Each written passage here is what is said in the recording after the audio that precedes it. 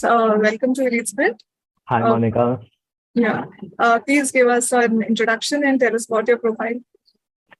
So मेरा profile 10th में it was 95%, 12th में it was 89.33, and then college में I did BCom honors in finance. My percentage was 75%. Okay. And talking about CAT 22, what are the colleges that you have converted and what has been your score?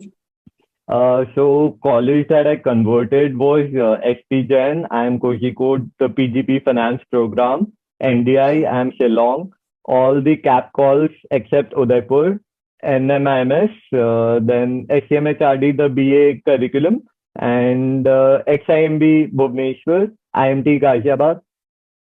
Wow, so many colleges. So how Yeah. many are these going to be in total?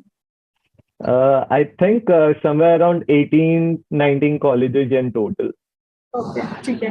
And talking about your results, हमें NMAT का score, CAT का percentile and जो भी आपने exams दिए उसके एक बार results बताइए. So CAT में it was 96 percentile, NMAT में the score was 260, SNAP में my percentile was around 92 or 93, IFT में it was 97.66, and JAT में it was 95.8. Okay. So आपने प्रेपरेशन लास्ट ईयर की फिर कब स्टार्ट की, कहाँ से स्टार्ट की? तो मैं बैच 3 का स्टूडेंट हूँ with EG. The prep started around June. Okay. So is this your first attempt? Yes, 22 was my first CAT attempt. Okay. So you started by the third batch. तो तब तक तो बहुत लेट हो जाता है. प्रेपरेशन का टाइम भी बहुत कम मिलता है if you talk about CAT.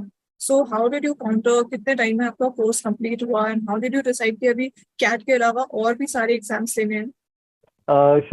See, मेरा प्लान पहले से ही था that I will be appearing for CAT, but since I was a CA final student, तो मेरा मई में CA final का एग्जाम था.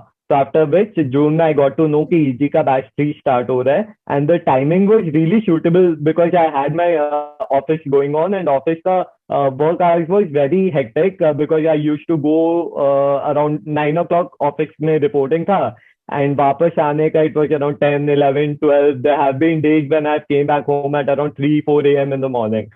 So काफी ज्यादा hectic था, तो इसीलिए EG का शेड्यूल मेरे को काफी पसंद आया कि रात को 10 to 12 है, तो मोस्ट ऑफ द डेज मैं 9, 10 तक आ जाता था घर.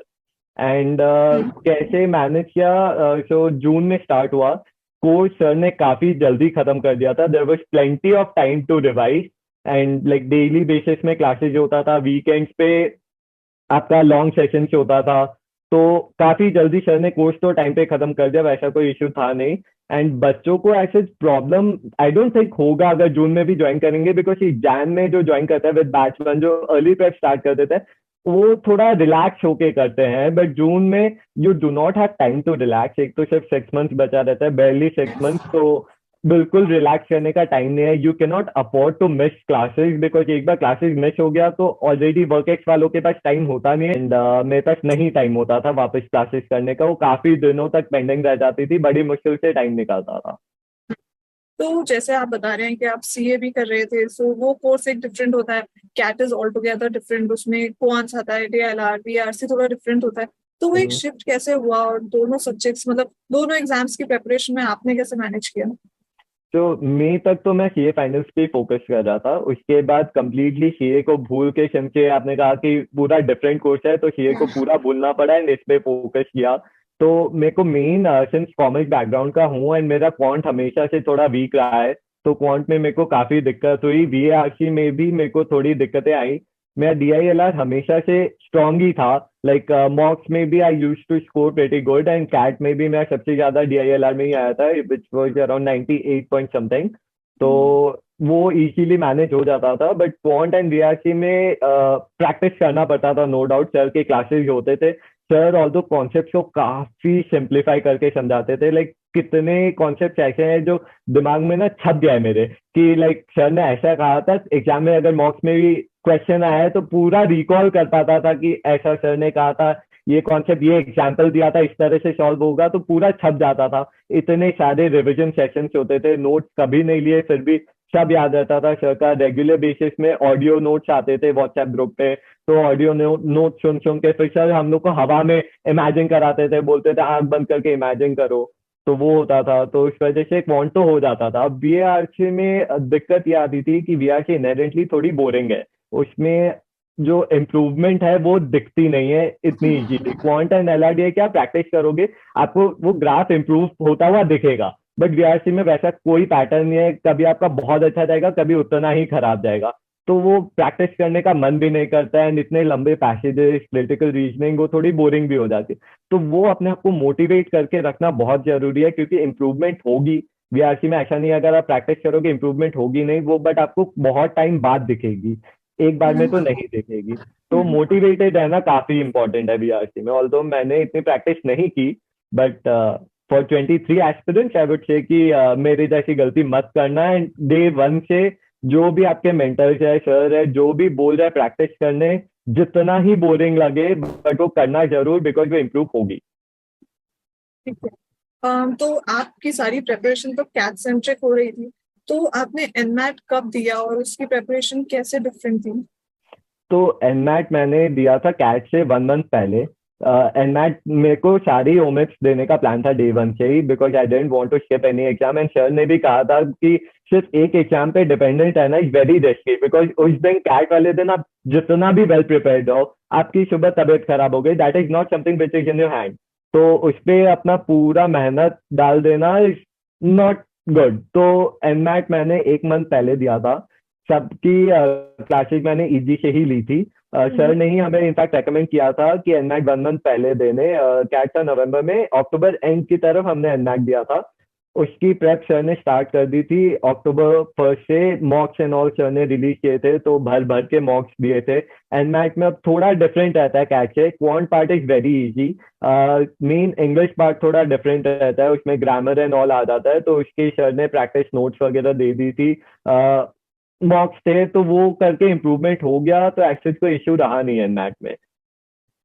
एंड देन नेक्स्ट आता है आपका आईएफटी। आईएफटी में आपका क्वांट थोड़ा डिफिकल्ट हो जाता है, तो सर ने उसके भी अलग से मॉक्स लिए थे, क्लासेस लिए थे। जो पार्ट कैट में नहीं था वो सर ने कराया था। जीके आता है आईएफटी में, तो सर ने जीके का बहुत बहुत अच्छे से नोट्स बनाया था। एंड एग्जाम के ना 2-3 दिन पहले सर ने क्लासेस लिया था, जिसमें वो लिटरली एक एक क्वेश्चन सॉल्व कर रहे थे। लाइक सॉल्व तो क्या कर रहे थे, पढ़ रहे थे, उसका आंसर बता रहे थे, इनोवेटिव तरीका बता रहे थे कि कैसे हमें दिमाग में याद रह जाए। एंड जीके में 12-15 क्वेश्चंस डायरेक्टली सर के जो एग्जाम के 2-3 दिन पहले के क्लासेस थे, लॉन्ग सेशन सर ने रखे थे, उसी से ही आ गए थे। एंड याद भी हमें नहीं करना पड़ा, सब छपे हुए थे दिमाग में। वो काफी अच्छा था। का हमेशा से बोलना है कि आपकी जर्नी कैट तक खत्म नहीं होती है, वो जैट तक चलेगी। एंड इजी जैट तक पूरा टाइम हमारे साथ रहा है। लाइक ऐसा नहीं है कि कोर्स कंप्लीट हो गया तो क्लासेस बंद या कुछ नहीं। कैट के एक दिन पहले तक क्लास हुआ है, जैट के एक दिन पहले तक क्लास हुआ है। तो ये तो बिल्कुल नहीं है कि कोर्स खत्म होने के बाद इजी के साथ जर्नी खत्म हो जाता है। हम्म। तो एमएट का जैसे आप बता रहे थे कि आपने बहुत सारे मॉक्स भी दिए, so did you see a difference जो आप मॉक्स दे रहे थे उसके बाद जो एक्चुअल एग्जाम हुआ उसमें जो रिजल्ट आया? काफी क्लोज रहता है, क्योंकि मेरा मॉक्स में स्कोर आ जा रहा था around 240, 230, 250। There have been times जब मेरा 270, 80 भी आई थिंक आया हुआ है मॉक में। तो वो आसपास आप समझ लो आपका एवरेज ही आ जाता है एनमैट का स्कोर आपके मॉक्स में। तो क्लोज रहता है। अब एग्जाम वाले दिन अगर आपके साथ कुछ छाछा हो गया, कुछ गलत हो गया, तो that is not something which is in your hand. But आपको दिखेगा कि काफी कंपेरेबल स्कोर रहेंगे। ऐसा नहीं है कि आपका एनमैट का मॉक में 270, 260 आ रहा है, एनमैट में एक्चुअल डे पे सब अच्छा जाने के बावजूद 200, 190 आ जाए, वो नहीं होगा। सो यू कैन प्रिडिक्ट कि एनमैट में अगर आपका जैसा स्कोर आ रहा है मॉक्स के टाइम पे, एक्चुअल एग्जाम भी आसपास ही होने वाला है।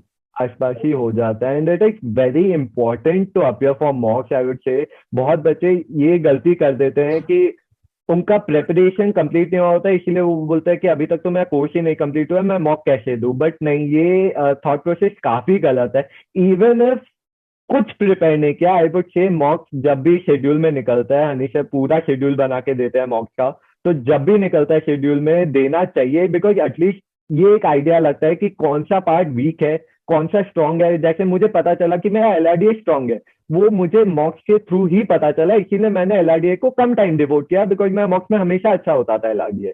तो वो काफी ज्यादा इंपॉर्टेंट हो जाता है। क्वांट में कौन सा सेक्शन आपका अलजेब्रा नहीं हो रहा है या अरिथमेटिक नहीं हो रहा है, किसमें ज्यादा टाइम लग रहा है, वीआरसी में आप कौन से में ज्यादा इश्यूज फेस कर रहे हैं, तो मॉक्स के थ्रू ही आपको पता चलेंगे। वही आपका उसके बाद का पूरा स्ट्रैटेजी डिसाइड करने में हेल्प करता है। ठीक है, तो एक बार कैट की बात करें उससे पहले मुझे आप एनमैट का जो इंडिविजुअल स्कोर था वो बताइए क्या था। एनमैट में मेरा individual score I think quant में इट वाज 75, 75 या 78। एलआरडीआई जो उसका था उसमें मेरा सबसे ज्यादा आया था, it was more than 100। And then English में इट वाज अराउंड 85 90 के आसपास।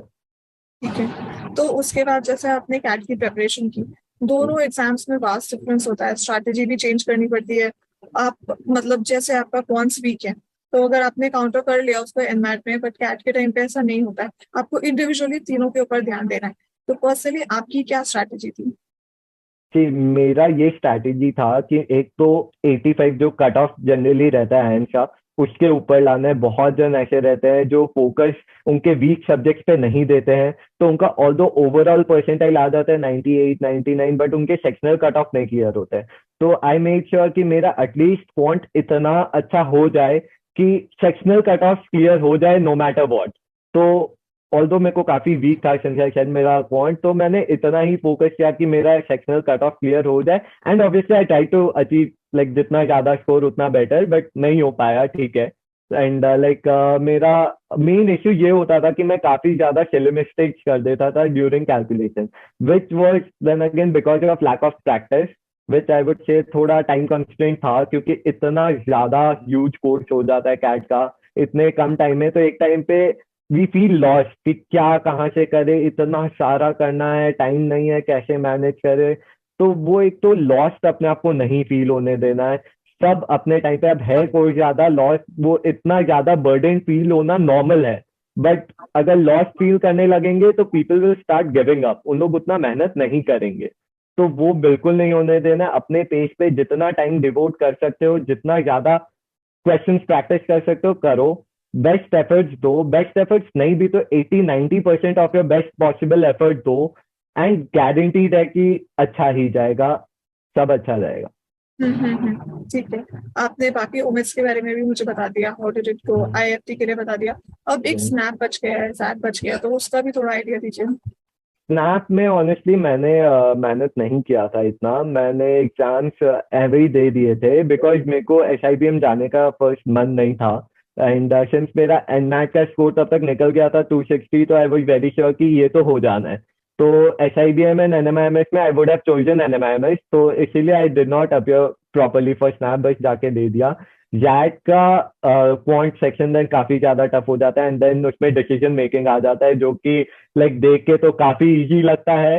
पॉपुलर ओपिनियन है कि हाँ, क्वेश्चन देख के जब इनिशियली देखते हैं कि किस तरह का है, काफी इजी लगता है, बट जब सॉल्व करने बैठते हैं तब गलत होना स्टार्ट हो जाता है। पूरा ही डिफरेंट सिनेरियो रहता है। तो डीएम का इजी के थ्रू ही अलग से मैंने क्लासेस लिया, तो सर ने काफी लॉजिकली एक्सप्लेन किया कि ये आंसर क्यों ऐसा मार्क करना है, ऑल्दो हमें ऐसा लग रहा होगा बट क्यों ऐसा मार्क नहीं करना है। तो वो काफी ज्यादा हेल्प किया। डीएम में मेरा I do not remember the score, but सबसे बेस्ट देन अगेन कैट में मेरा डीएम में ही आया था।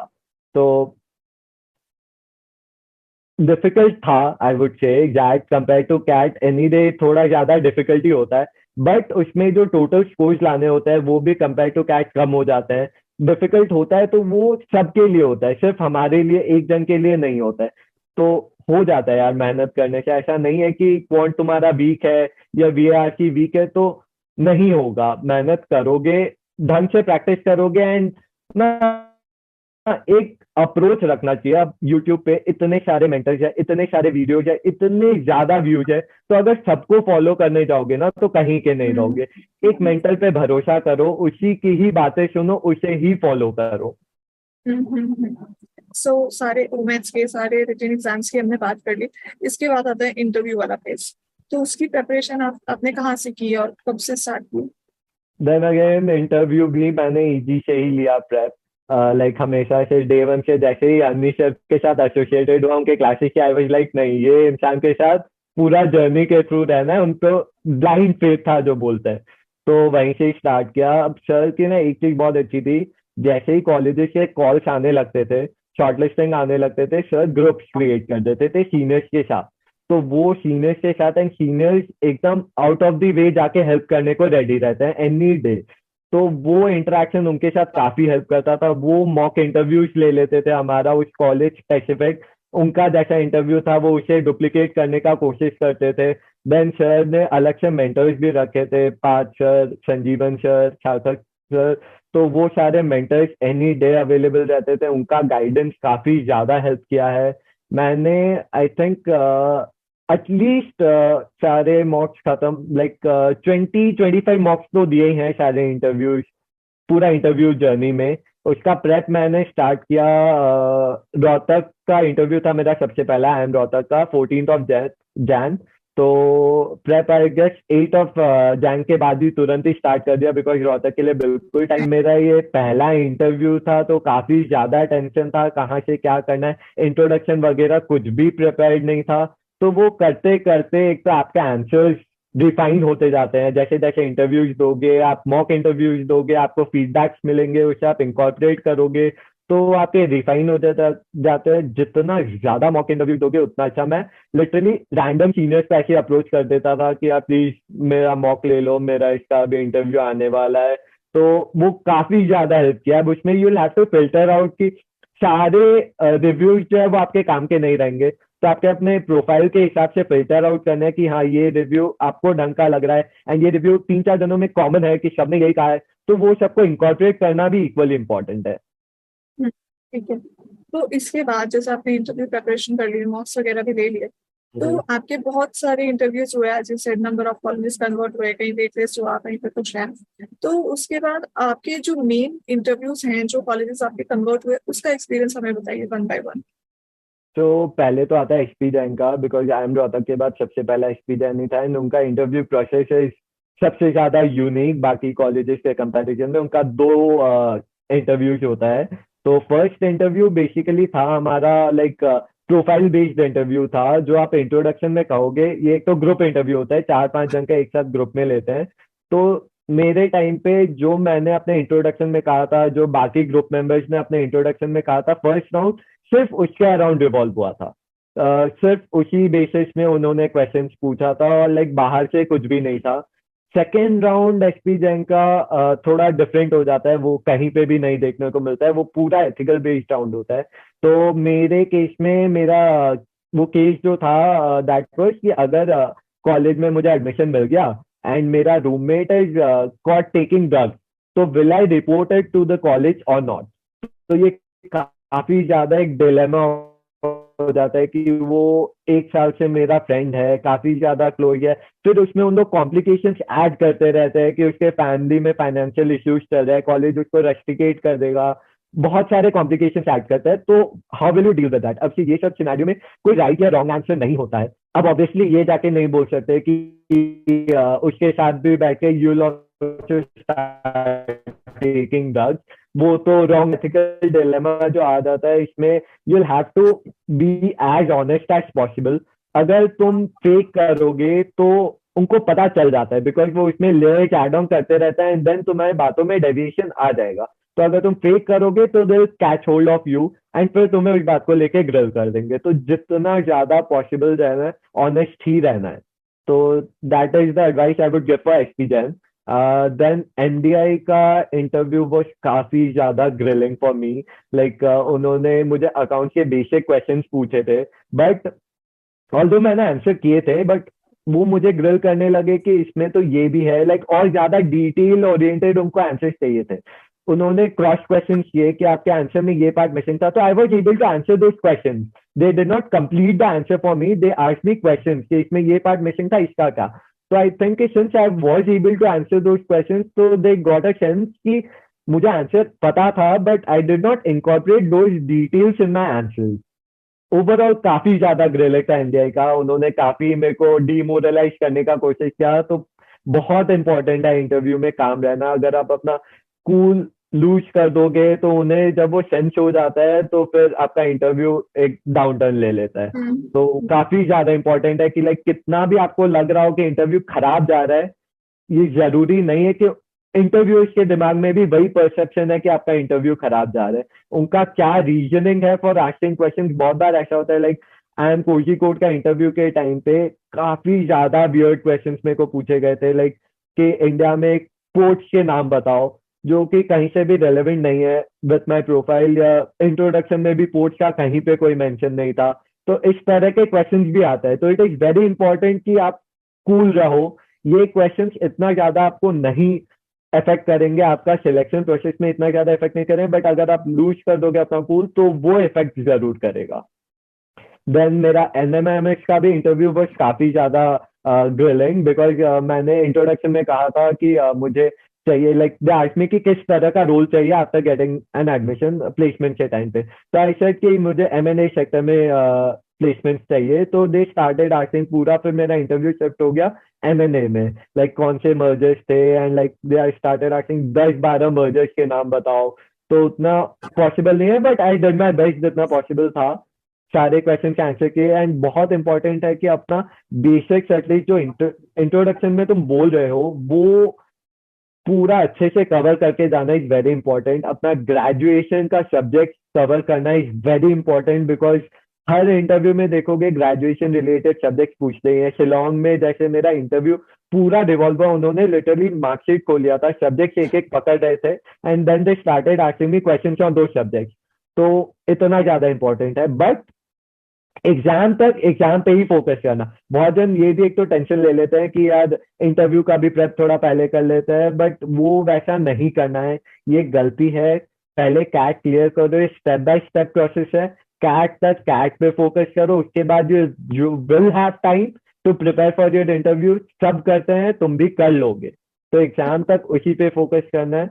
एक और पॉइंट जो मैंने काफी जन से नोटिस किया, विच आई वुड लाइक टू से, कि बच्चे बहुत बार कॉलेजेस में अप्लाई नहीं करते हैं थिंकिंग कि यार ये कॉलेज में तो मेरा प्रोफाइल सूटेबल नहीं है, मैं सिलेक्ट नहीं होऊंगा, मेरा शॉर्टलिस्ट नहीं आएगा, क्यों पैसे वेस्ट करना। ये गलती मत करना, बिकॉज 70-80% ऑफ टाइम बच्चे रिग्रेट करते हैं कि यार ये बच्चे का तो मेरे से भी गंदा प्रोफाइल था, इसका कॉल आ गया, मैं क्यों नहीं अप्लाई किया, या मैं क्यों। तो अगर फाइनेंशियल कॉन्स्ट्रेंट नहीं है तो 4-5 कॉलेजेस ही हैं जिनका कैट के पहले फॉर्म फिल करना रहता है, तो प्लीज अप्लाई करना सारे कॉलेजेस में। कोई कॉलेज मिस करना बेवकूफी होगा मेरे ओपिनियन में। बहुत बच्चे हैं जिन्होंने एक्सपीरियंस का फॉर्म नहीं भरा थिंकिंग कि यार ये कॉलेज कॉल नहीं करेगा, बट उनसे खराब प्रोफाइल में कॉल गए हैं बच्चों का, कन्वर्ट भी किया है बच्चों ने। अंकित, आपने बहुत अच्छे इंसाइट शेयर किए हैं। जो भी आपने पॉइंट्स भी शेयर किए हैं बहुत इंपॉर्टेंट है। मिस कर जाते हैं हम अपनी प्रेपरेशन में, या सामने वाले पर्सन को अगर गाइड करना होता है तो छोटी छोटी बातें मिस हो जाती है। मगर आपने बहुत अच्छे से बयान करके सब कुछ बताया। आई एम वेरी हैप्पी कि आप अपनी जर्नी शेयर कर रहे हैं। And before ending I like to ask you, आपके 18+ कन्वर्ट्स हुए हैं, so what would you say is the secret to cracking all these colleges? Secret मैं यही बोलूंगा एज शायद कि एक मेंटर को चूज करना जिस पे भी आपको भरोसा है, उसी की बातें फॉलो करना, जो वो बोल रहा है वैसे करना। अपना एक तो डिसिप्लिन इज वेरी इंपॉर्टेंट।